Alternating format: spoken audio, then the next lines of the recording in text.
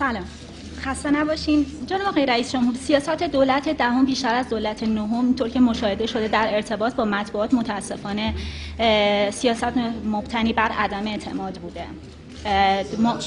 مبتنی بر عدم اعتماد بوده. شاهدش هم از بعد در واقع شروع دولت دهم متاسفانه ما شاهد بودیم که معاون مطبوعاتی وزیر فرهنگ و ارشاد اسلامی اقدام به توقیف و تذکرهای پی در پی بیهوده، حتی تو بعضی از موارد تذکرهای بیهوده و حتی لغو امتیاز چندین روزنامه و توقیف چندین روزنامه کرده.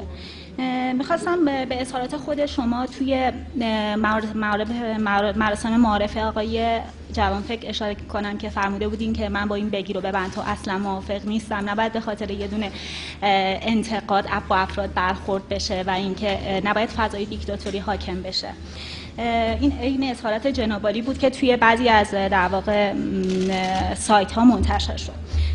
با توجه به این اظهارات می‌خواستم ببینم که چنانچه اینطور که شنیده شده جناب آقای محمد علی رامین مورد در واقع تایید شما بوده، آیا عملکرد مطبوعاتی ایشون در دولت نهم هم مورد تایید جناب عالی هست یا نه؟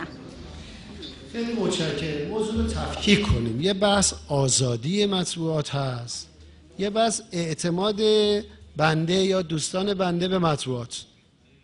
این دو تا بحثه.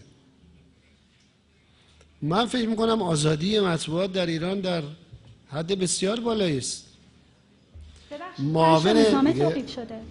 بله؟ بعد از توی دولت دهم 5 روزنامه توقیف شده. نه ببینید، اولا که معاون مطبوعاتی نه اجازه داره که مجوز مطبوعاتی رو صادر کنه، نه اجازه داره توقیف کنه. اصلا در اختیار وزارت ارشاد نیست. دادن مجوز توسط هیئتی به نام هیئت نظارت انجام میشه. 7 نفر هستن، 2 نفرش از دولته. خب اگرم توقیف موقتی انجام شده باز هیئت نظارت انجام میده، نه معاون مطبوعاتی که اجازه این کارها رو نداره، اختیارش رو نداره. از 3 قوه و غیر از قوا هم در اون هیئت نظارت بر مطبوعات حضور دارن و نظر میدن و تصمیم میگیرن، قانون هست. اما اگر بنا باشه لغو امتیازی بشه، علالقاعده باید بره دادگاه، در حضور هیئت منصفه باشه و در اونجا رسیدگی بشه. در دولت نهم و در دولت دهم بیشترین مجوزها صادر شده و کمترین لغو امتیازها، که باز لغو امتیاز هم در اختیار دولت نیست. دیگه هر چی که خواستن میگن که اصلا دولت عکس العملی واقعا نشون نمیده که. اما ممکنه افرادی باشن برن دادگاه شکایت کنن، قاضی پرونده تشکیل بده. خب این حقوق مدنی است، متعلق به همه ملت، باید برن جواب بدن، توضیح بدن، هیئت منصفه باشه. ممکنه قاضی مجازات هم بکنه، یه قاضی است. اما از نظر ما نه، ما که برخوردی نکردیم با مطبوعات. اما اینکه میگید اعتماد باشه، خب اعتمادی امر دو طرفه است. شما یه مطلبی رو مینویسید، ممکنه بنده نپذیرم مطلب شما رو دیگه، حالا قبول نکنم که این مطلب شما مطلب درستی است یا غلطی است. این هم حق همه است. نمیتونید شما بگید اعضای دولت باید هر چی ما مینویسیم اعتماد کنن به ما و بپذیرن.